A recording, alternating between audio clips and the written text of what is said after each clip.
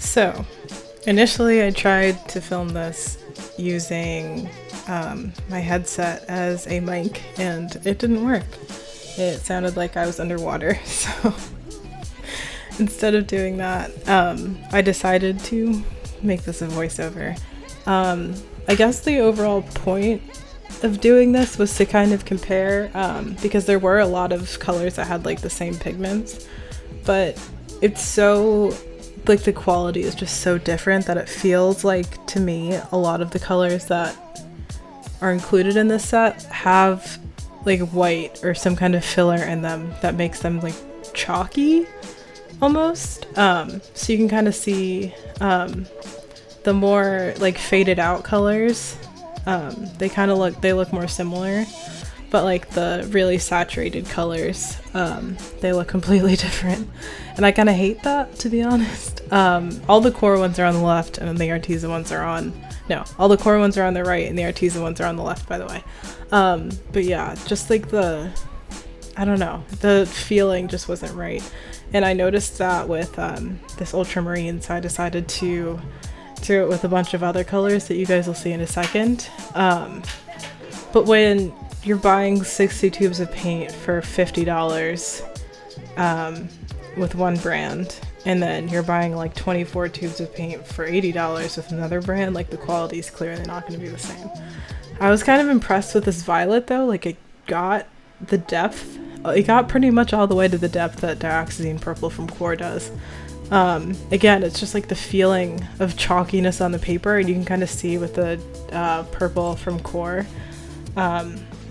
It, like, when the color's like too thick on the page, it kind of like has a different effect. Like, it doesn't have a chalky effect, it has like a kind of like goopy, like you need to add more water to this effect, which I thought was kind of interesting, and you can really see that with this Prussian blue. I don't know why I had so much trouble getting the Prussian blue from Qor to like go down smoothly, and I'm sorry if you can hear the printer in the background. There's a lot of printing going on right now. But yeah, there was just like, I struggled with that one to get it to go on smoothly, and I kind of wish that I'd filmed the swatches that you guys could have seen that, but that one just like wouldn't lay down smooth at all. The sap greens, this is the point where the Prussian blue wasn't either, but this is the point where I'm just comparing by names, and the Qor sap green is just so much deeper and there's so much more to it, but the color isn't too far off, and I thought it was kind of interesting that Qor's sap green has 3 pigments and Arteza's has 2, but the color isn't quite what I would picture for a sap green. Qor seems kind of more like a lime kind of light green to me, whereas Arteza's, I keep mixing it up, Arteza seems more like a lime kind of green, where Qor seems more like a sap green. It's a little bit more yellow. This Viridian, I struggle with Qor's Viridian, which is why it looks so streaky, and I'm not actually entirely sure why that is, but again, like, it just felt like there was so much white added to Arteza's. Like, even though I struggle a lot using that pigment, Arteza's just came out so like there wasn't any punch to it. There wasn't really a lot of depth to it. And considering the fact that, like, okay, these are chalky, so using them thinned out is best, and you painting with them in thin layers is best. So the fact that, like, there's absolutely no depth to it at all is a little bit frustrating. The indigos are completely different. I would say that Qor's looks more purple to me than it does look indigo. Or Arteza's looks more purple to me than it looks indigo, but I also think that Qor's is too blue. So kind of like immediate, like mixing Qor's with a little bit of dioxazine purple makes indigo in my head. But yeah, I definitely, these are just like completely different. And I just like again, there's like not a lot of depth to the Arteza one. Cerulean blue is not my favorite color in the first place. But yeah, they both just kind of, I don't know. These were probably the closest name comparisons when they had different pigments. This is probably the closest one by name. but the Cerulean Blue by Arteza definitely feels like it has a lot of white in it. Phthalo Blue wasn't too bad. You can kind of see like at the very top of the Arteza swatch that there is that like kind of depth to it, but the problem is that if you paint with like that much depth in it, with that much paint, it ends up cracking, which is what it's doing at the top of the page, instead of kind of like gelling up like it does on the core side.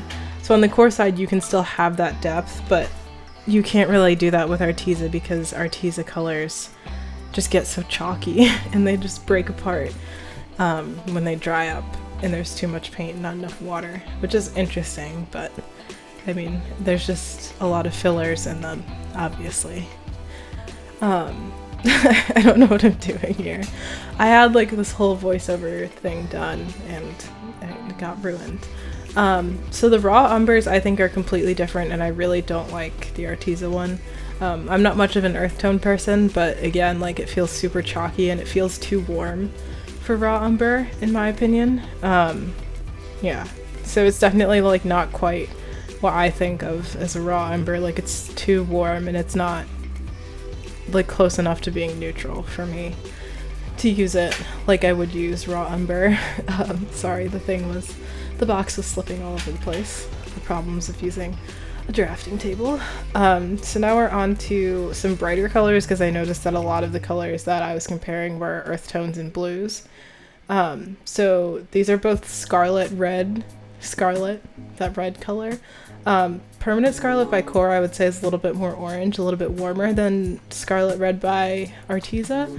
But they're actually not that far off from each other. I'm literally picking off the thick paint. My issue is, again, with that kind of depth problem, the middle of the swatch is kind of like as dark as you could go without it like getting cracky and chipping. So that's a little bit disappointing, but it is a pretty strong red. It's just not a scarlet red in my mind. Crimson red is my favorite color to make, quinacridone red is my favorite color to make pinks with. So I decided to look at their reds and kind of find something that looked similar, and that was how I found this crimson red. I would say that it is another color that makes a really lovely pink when you water it down. But again, like it kind of looks streaky in the middle of it. Like this one in particular, like all the little dots on it and everything, like just it looked really streaky, which I don't like. I don't think anybody really likes.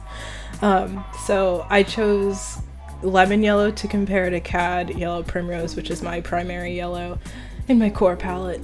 There are a couple other yellows, but they're not as strong as this lemon yellow. And these two are actually pretty close. I just didn't like the way that it faded out. Like it felt really like overly cool. Like it felt super green to me, and you can kind of see that in the Cad yellow too, but in person it doesn't look like that. Like it doesn't look as green as the Arteza one does. So I'm a little bit curious as to why it looks so green, but that was interesting, I thought. Transpiral Orange by Qor is a really nice deep color, and it's a nice deep orangey kind of brown at its deepest tone, and then when you fade it out it gets to pretty much the same point as the Arteza one, but again the Arteza one just doesn't have enough depth to it. But yeah, that's pretty much it. I think a lot of the problem comes from there being too many fillers included, but also like it's $50 for 60 tubes of watercolor, so you're kind of like expecting that to a point. So I guess it's like really up to expectations. Like if you're gonna pay more for watercolors, they're not gonna have as many fillers in them, and the pigments are gonna be better. But comparatively, like color-wise, honestly, their pigments aren't too far off. So I definitely do think that I will be playing around with these a lot more.